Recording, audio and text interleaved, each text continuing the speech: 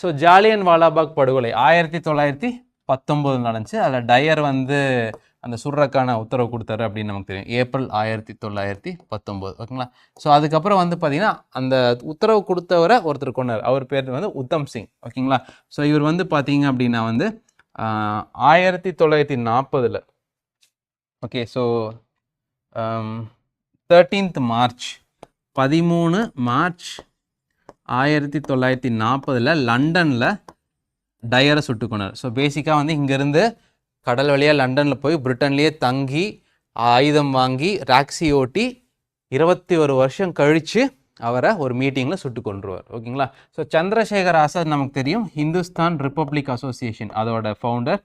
பகத்சிங் வந்து HSRA, இவர் வந்து சாண்டர்ஸ் அப்படிங்கிற சுட்டு கொண்டிருப்பார். ஸோ மங்கள் பாண்டே நமக்கு தெரியும் 1857 அந்த ரிவோல்ட்டில் இவர் வந்து அது ஆரம்பிக்கிறதுக்கு ஒரு முக்கிய காரணமாக இருந்திருப்பார் ஓகேங்களா. அந்த இமீடியட் காஸ் அந்த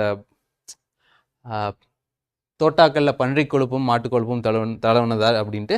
ஸோ அவர் வந்து அந்த அவரோட கமாண்டிங் ஆஃபீஸரை ஷூட் பண்ணிடுவார். அதனால் அவர் தூக்கில் போட்டுருவாங்க. அதுலேருந்து கொஞ்ச நாள் கழிச்சு தான் ஃபஸ்ட்டு அந்த மீரட் ரெஜிமெண்ட்டில் வந்து பார்த்திங்கன்னா அவர் அந்த ரிவோல்ட்டு ஸ்டார்ட் ஆகும். இவர் வந்து பராக்பூரை சேர்ந்தவர் ஓகேங்களா.